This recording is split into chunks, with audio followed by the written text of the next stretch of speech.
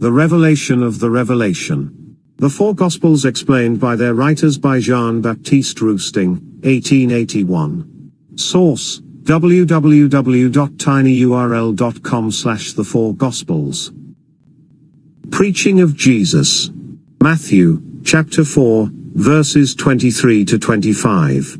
Mark, chapter 1, verses 21 to 28, and chapter 3, verses 7 to 12.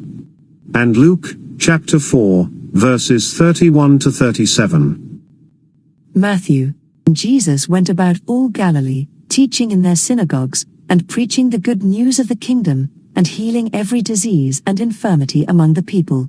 And his fame went throughout all Syria, and they brought to him all sick people who were afflicted with various diseases and torments, and demoniacs and lunatics and paralytics, and he healed them. And great multitudes followed him from Galilee, and Decapolis, and Jerusalem, and Judaea, and from beyond Jordan. Mark 1. And they went into Capernaum, and straightway on the Sabbath day he entered into the synagogue and taught. And they were astonished at his doctrine, for he taught them as one having authority, and not as the scribes. And there was in their synagogue a man possessed by an unpurified spirit, and he cried out, saying, Alas, what is there betwixt us and thee, O Jesus of Nazareth? Art thou come to destroy us? I know thee who thou art, the Holy One of God. And Jesus rebuked him, saying, Be silenced, and come out of him. And when the unpurified spirit had convulsed him, and cried with a loud voice, he came out of him. And they were all amazed, and debated together, saying, What is this? What new doctrine is this? For with authority commandeth he even the unpurified spirits, and they obey him. And immediately his fame went out into all the surrounding country of Galilee. Mark 3. And Jesus went to the lake with his disciples, and a large crowd followed him from Galilee and from Judaea, and from Jerusalem, and from Idumea, and beyond Jordan, and the districts round Tyre and Sidon. A large crowd, hearing what great things he performed, came to him. And he asked his disciples to have a boat ready for him, because of the multitude, lest they should press upon him. For he healed many, so that as many as had diseases pressed upon him that they might touch him. And the unpurified spirits, when they saw him, fell down before him, and cried out, saying, Thou art the Son of God. And he cautioned them many times that they should not make him known. Luke. And he came down to Capernaum, a city of Galilee, and taught them on the Sabbath days. And they were astonished at his teaching, for his word was with power. And there was a man in the synagogue who had a spirit of an unpurified devil, and cried out with a loud voice, saying, Alas, what is there betwixt us and thee, O Jesus of Nazareth? Art thou come to destroy us? I know thee who thou art, the Holy One of God. And Jesus rebuked him, saying, Be silent, and come out of him. And when the devil had thrown him in the midst, he came out of him, and did him no harm. And they were all amazed, and debated with each other, saying, What is this word? For with authority and power he commandeth the unpurified spirits, and they come out. And his fame went out into all parts of the surrounding country. Section 74. What can we teach you about the apparent human life of Jesus and the events of his earthly mission, except what may be deduced from the evangelists? Do you not perceive that Jesus constantly practiced every form of charity, and attracted to himself not only the great and powerful, but the humble and unhappy? He preached repentance, and spread healing of soul and body around him. O men! If you lay his teachings to heart, we shall have no occasion to comment upon them. Follow Jesus with love, and the intelligence of love will be developed in you. In effecting material cases, Jesus employed the magnetic power given him by his perfect purity, and of which man cannot yet form an adequate idea. Nevertheless, you may imagine what the magnetic power of the will of Jesus over the regenerating fluids must have been, when you consider that he was a spirit of unparalleled purity, and that he was thoroughly acquainted with all their properties, and if you consider the influence which the magnetizer can sometimes exert over his patient by human magnetism, especially in the case of a conscious or unconscious healing medium, who employs magnetic action, and is aided by good or superior spirits. Therefore, you should not be surprised at his accomplishing so many material cures during his earthly mission. He was thoroughly acquainted with the formation, conditions of life, and functions of your bodies, and with the seat and causes of your diseases and infirmities. Nothing escaped the influence of his spiritual life, which was undimmed by the flesh which limits your spirits, and although he had assumed a perispiritic envelope, to make himself visible and tangible among you, he was always a spirit, only apparently incarnated, and possessed of his full independence and liberty in its immeasurable extent and action in space. You are told that all who were afflicted with any infirmity crowded round him to touch him, Luke, chapter 6, verse 18, because virtue went out from him which healed them all. Jesus shed around the vivifying magnetic principle which he possessed, and which he increased still more by the power of his will. Being a spirit, though apparently incarnated, he saw beforehand those who came to him and needed his power, and he then exerted his will to impress more strongly the minds of men who would have been indifferent, if not incredulous, about moral cures, but who exclaimed, Hosanna, the least physical relief. In effecting moral cures, it was simply enough for him to show himself to the evil spirits. He showed them his spirit, and not his envelope, and his powerful will was alone sufficient to drive them away. At that period, as at present, all the most elevated spirits who labor at the progress of your planet and its humanity, were subject to his moral influence, and he also possessed an immediate power to compel all the inferior, impure, and evil spirits to obey his will. Praise be to the Lord, he still possesses, and ever will possess, these powers. You must understand by such expressions as Satan, demon, devil, unpurified spirits, etc., evil spirits. These human expressions are synonymous, and are employed by the evangelists with the same signification. You must understand by possessed, or possessed by the devil, persons who are either under the bodily or under the bodily and mental control of evil spirits. Lunatics were persons who were liable to temporary obsessions, taking place at almost regular intervals. The possession spoken of by the evangelists was simply control. Jesus always availed himself of expressions in accordance with the prejudices and traditions of those around him, in order that they might understand and listen to him. Subjugation is the dominating influence of an evil spirit who has overcome and temporarily subjected to his will a weaker spirit who has permitted him to take possession of it. Whether subjugation is bodily only, or bodily and mental, the obsessing spirit does not inhabit the man whom he has subjected, but influences him by remaining constantly at his side. In order to produce corporeal or physical effects, he acts fluidically on his victim, by combining the fluids of his own perisprit with those of the perisprit of the latter, and avails himself of every mediumic susceptibility, whether sensitive or impressionable or physical, which the organism of his victim places at his disposal. He causes him to feel his presence, he torments him at his pleasure, or throws him into convulsions. In short, he makes use of his body according to his caprice, by means of fluidic action and the dominant power of his will, and produces various physical effects. In producing combined physical and mental effects, the spirit acts as we have just described, and makes use of the various mediumic faculties of his subject, whether hearing, speaking, seeing, or psychographic, by acting on the material organs suited to the desired manifestation. He makes him hear his voice, makes him speak, or write, or see visions. In short, he causes him bodily and mental torment in every way that his victim's organization allows. Or else he leads him into absurd or mischievous resolves, and the most ridiculous actions, or he goes so far as to exert fluidic action on the brain, and uses his powerful will to produce effects which men unacquainted with spiritual phenomena regard as an ordinary case of madness attended by lucid intervals. All the physical and mental phenomena related by the evangelists of persons, said to be possessed by the devil, were produced in the way that we have just described. Independently of obsession and of bodily, or bodily and mental subjugation combined, there is a case which you may call possession, in which the obsessor displaces the incarnate spirit, and uses his body as his own. This substitution is effected by the dominant will of the evil spirit, who expels the incarnate spirit from his own body, to which he nevertheless remains bound, as it is connected with its perisprit by a fluidic cord. The evil spirit introduces himself into the body by combining the fluids of his own perisprit with those of the perisprit of his victim. That of the latter is the indispensable instrument and agent, but is completely dominated by the other.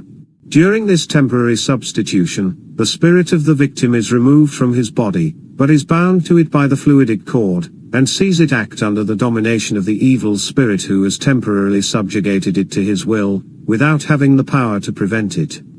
This substitution may take place when the victim is awake, as well as in the somnambulic state, and in the former case it is often attributed to mental derangement, but cases of this kind are very uncommon. There is another exceptional case of substitution, which takes place for some useful purpose, and with the permission of the guardian angels, as a voluntary act. This happens when the incarnate spirit is in a state of magnetic somnambulism, and consents to withdraw from his body at the request of a spirit, and thus lends him the instrument which he requires for some manifestation. In this case the mode of substitution is the same as in the last, and is effected in a similar manner, but with the difference that both spirits consent to and desire its accomplishment. Obsessions and subjugations are due to the attractive influence of similar fluids, and result from the disposition of the incarnate spirit, and the nature of his evil tendencies and desires.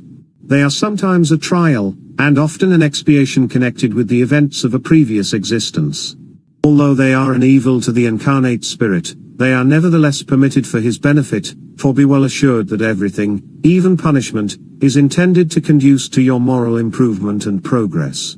Nothing can take place without the will of God, nor without the supervision of superior and good spirits. You meet with obsessed and subjugated persons among you daily, whom men who are ignorant of spiritual truths consider to be afflicted with physical diseases or infirmities, or with ordinary madness. They try in vain to heal them by human methods, instead of resorting to prayer and moral example. Do yon, who have not yet attained to that perfect purity which only pure spirits possess, and which would give you an immediate power over evil spirits, repulse them on the instant by prayer and moral example. Act towards the incarnate spirit in such a manner as to enlighten and soothe him, and thus predispose him to attract good spirits to himself, whose fluids and assistance may drive away the obsessing spirits. Act thus with a collected mind, and with charity for your wandering brethren, that you may win them back by persevering prayer of the heart and not of the lips. Exhort them fervently with the firm and gentle benevolence and charity, founded on prayer, which finally moves the most hardened and rebellious. O spiritists! Rely on the good and superior spirits around you, and call them to your aid. They will hasten at your friendly voice, and unite their efforts with yours.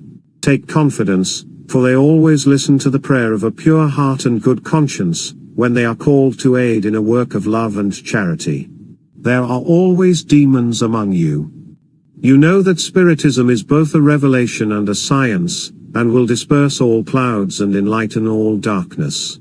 It will enable you to distinguish those who are obsessed or subjugated, and are only apparently ill, infirm, or mad, from those who are actually so. The former require moral treatment, but human methods of physical cure are applicable to the latter. You can distinguish between doubtful cases when you are moved solely by humanity, disinterestedness, love and charity, by means of psychography, or, better still, by seeing or hearing mediumship. These methods would reveal the presence and action of the obsessing spirit. You are told that there was a man in the synagogue who was possessed by an impure spirit. He was subjugated bodily and mentally in the manner which we have explained, and the spirit acted fluidically on his vocal organs and rendered him a speaking medium. He thus exclaimed, "Alas, what is there betwixt us and thee, O Jesus of Nazareth? Art thou come to destroy us? I know thee who thou art, the Holy One of God." Then Jesus commanded the obsessing spirit to cease the subjugation, using terms appropriate to the intelligence and ideas of the bystanders, saying, "Hold thy peace, and come out of the man." This man suffered from the fluidic action of the perisprit, and the will of the obsessing spirit on his own, by which he controlled him at pleasure, and was seized with violent convulsions. He fell down in the midst, and uttered a great cry when the obsessing spirit departed. When the spirit asked, "Art thou come to destroy us?" he alluded to the knowledge of the causes and effects of subjugation, which Jesus could have taught to men if he had wished, and which would have kept them on their guard. But the time had not yet come to teach men the secrets of the other world. They would long remain unable to receive the knowledge of the relations of the invisible with the visible world, and Jesus consequently answered, "Be silent, and come out of the man." You are told that when the unpurified spirits saw Jesus, they fell down before him, exclaiming, "Thou art the Son of God." These were persons whom the evil spirits had subjugated bodily and mentally, and who mingled with the crowd, or crossed the path of Jesus. But the spirits were themselves exposed to the sight of the Lord, and their victims fell down under their influence and became speaking mediums, who uttered words of truth for the instruction and enlightenment of future ages. When the spirits caused their victims to fall down before Jesus, and to speak such words as "Thou art the Holy One of God," "Thou art the Son of God," they were impelled by the superior spirits who surrounded the Master, for in thus speaking they proved to men the identity of the Christ. They did not behold Jesus as a man, but as a preeminently pure spirit, and he consequently forbade them to make it known, for the time was not yet come for man to know what was beyond humanity. Such expressions as the Holy One of God, the Son of God, the Lord, are terms of reverence implying the superiority of Jesus over all spirits, even the most elevated of those who labor at the progress of your planet, and its humanity. The new revelation has taught you the exact import of these expressions by teaching you the spiritual origin of Jesus, and his mission as regards your planet, and its humanity. It was necessary for Jesus to impress the masses strongly by means of material facts addressed to the gross senses of man, and by displaying his power over nature, over hell, and over the devils, who prostrated themselves before him, and proclaimed him to be the Son of God. As men were then ignorant of the causes and effects of these phenomena, and were unable to understand them, they regarded them as miracles. This was necessary to cause his mission to be accepted at that ignorant period, and to ensure its success and future results. Are we not still obliged to proportion our instructions to the degree of intelligence and moral development of those to whom we speak? After the completion of the mission of Jesus, his apostles continued to act, like him, to confirm its truth. Their incarnate condition was no impediment to them, for they were aided by pure and superior spirits, and being upheld by the will of their Master, they acted as if they had been in a spiritual state themselves. Aided thus by the will of Jesus, and the secret aid of good spirits, they effected material and moral cures, as Jesus had done, and by the same means. They healed the sick and infirm by the magnetic power which was communicated to them, and they employed the immediate power which was given them over all errant and incarnate spirits, to drive away the evil spirits who obsessed or subjugated men. They also raised the dead by recalling the spirits to inert bodies, which presented all the appearance of death on account of the partial disengagement of spirits, which were nevertheless connected with their bodies by a fluidic link. Similar cases of physical and mental cures have often occurred from the time of Jesus and the apostles till your own day, when the new and blessed era of Spiritism has commenced.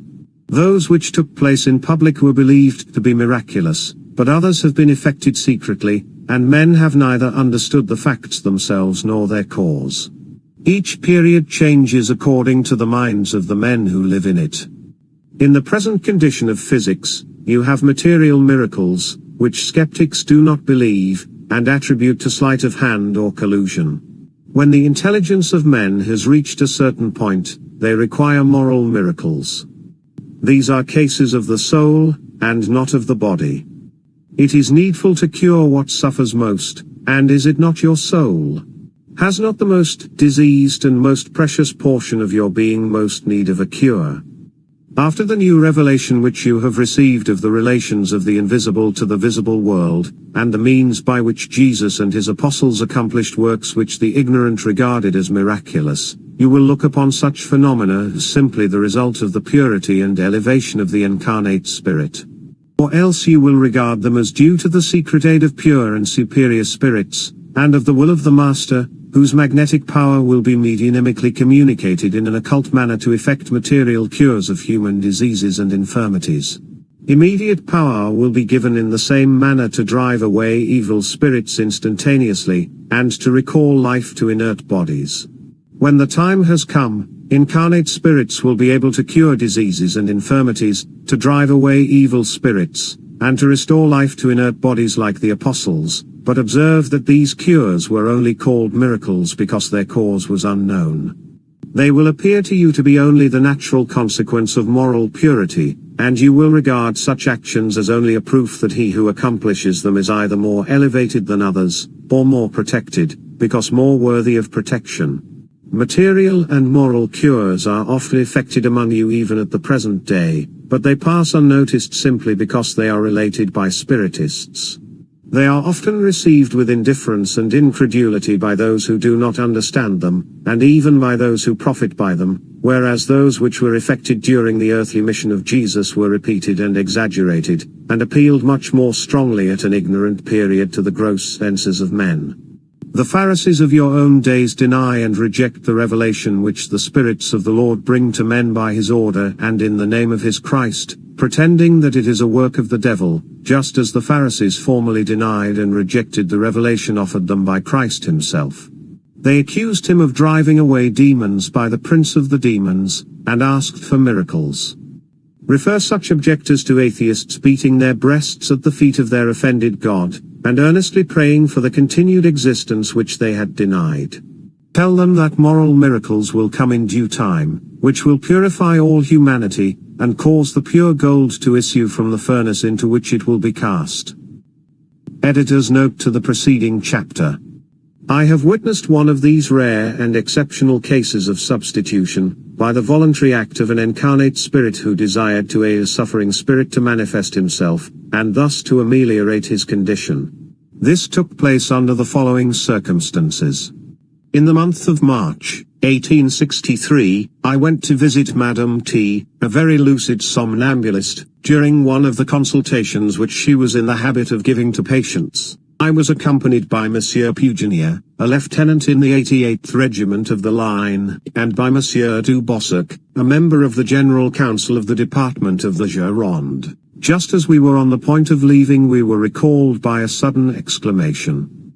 Madame T, still in the somnambulic state, stood up, and addressed me as follows: "It is I, G.D., who wish to speak to you, and have availed myself of the present opportunity of conversing with you. I have entered this body, and now make use of it for the purpose. I suffer terribly, and am very unhappy, etc." I had known G.D. intimately during his earthly life, but he had been dead for some months. He spoke freely to me, and described his terrible moral sufferings, and, what was much worse, he told me that he saw no end to them, and despaired of any relief. He took my hand, with that of Madame T, as if it had been his own, and I had a long conversation with this unhappy spirit, which lasted more than half an hour. I instructed and consoled him, and advised him to be patient and resigned, and exhorted him to a sincere and profound repentance for the faults which he had committed during his earthly life, and endeavored to awaken the desire to repair them. I pointed out to him the greatness, justice, goodness, and infinite mercy of God, who is always ready to pardon the guilty and wandering spirit, when he has grown humble, penitent, and sincere, by opening to him the way to new experiences by reincarnation, which is also the path of reparation and progress. I thus endeavored to enlighten this crushed soul with a ray of hope and faith. While this substitution lasted, the spirit of G.D. made use of the body of Madame T as if it had been his own, and employed its material organs to speak and act, reproducing the tones and gestures of his earthly life. After the suffering spirit had departed, and the spirit of Madame T had again resumed possession of her body, she said, still in the somnambulic state, "This poor creature is in great suffering, and very unhappy. He was anxious to speak to you, and I consented, with the permission of my guardian angels, to lend him my body, so that he could enter it and use it for the purpose. I stood by, connected with my body by a luminous fluidic cord, but invisible to human eyes. This substitution was repeated several times at the house of Madame T, and in the presence of Monsieur du Bossac, who was also the friend of G.D. From the time of the first interview I asked the spirit of G.D. to come to my house every evening, when suffering spirits, wandering in space, came to manifest themselves through a writing medium, and to ask and receive prayer. Ever since the spirit of G.D. has manifested himself of his own accord. I have prayed for him for a long time, and continue to do so still. My efforts, advice, exhortations, and prayers have been rewarded, and I have the joy of having contributed to the relief of this suffering spirit, and to his consolation, enlightenment, and improvement, by developing in him more and more patience and resignation in his moral sufferings, and by awakening the desire of reparation and progress.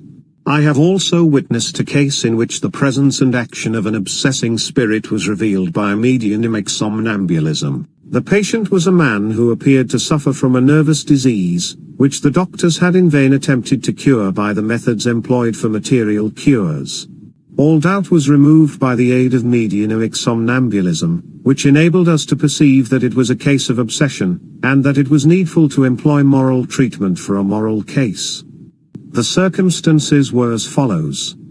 I went one day in December, 1863, to witness one of Madame D.'s consultations, and this man came to consult her, and he described how he had been suffering for several months from what the doctors considered to be a nervous affection. He experienced contractions and spasms in the throat, face, and neck, at intervals, and when he sat down to table, his teeth and jaws were sometimes fixed in such a manner that it was impossible for him to eat, and he had to give up the attempt, although he was very hungry. He had consulted several doctors, and had tried many remedies without any result. He was greatly troubled, and very anxious about his condition. He had scarcely finished speaking when a slight spasm appeared in his face, and the somnambulist said, as if addressing a third party, "Let this man alone." She then exhorted this invisible being not to torment the man, and said, "I am going to pray for you," and then prayed. Next she turned to the patient, and when she had examined him, she said, "You are not ill, but you are tormented by an evil spirit, and you must pray for him. You will never get rid of him except by prayer. Go and pray, not with the lips, but with the heart, with charity and unselfishness. Come back in a week's time, and let us know the result." I then went up to Madame T, who was already in the somnambulic state when I arrived, and put myself en rapport with her by taking her hand. "Ah, you are there," she said to me. "This man is subjugated by an obsessing spirit. He is not ill at all, and this affection will disappear when the spirit has left him." "Well," replied I, "we must undertake this moral cure, for instead of one spirit, there are two." I then addressed the obsessing spirit, and said, "Come to me at 7 o'clock this evening, at the time when unhappy or suffering spirits request my prayers through a writing medium, and receive them. If you will not come of your own accord, I will evoke you, I will pray with you, and show you that you are acting wickedly, and that you ought to feel love and charity towards all your incarnate and errant brethren after death, as well as on earth." On that evening, and on every succeeding evening for a week, I evoked the obsessing spirit, and prayed for, exhorted and advised him. The patient returned to Madame T at the end of the week, and I met him there. When he was en rapport with the medium, he said that he had suffered rather less, but that he was not yet cured. Madame T still saw the obsessing spirit by the side of the patient when she was in the somnambulic state, and prayed with and exhorted him. These interviews were repeated every week at Madame T.'s house. The patient continued his prayers, and I also continued my evocations and prayers for about a month. At the end of this period, the obsessing spirit, led by his guardian angel, manifested of his own accord at my house. He had repented and turned towards the light. He had become a suffering spirit, had given up tormenting the patient, and asked to be prayed for. 3 days afterwards I met the patient at Madame T.'s house at the usual time.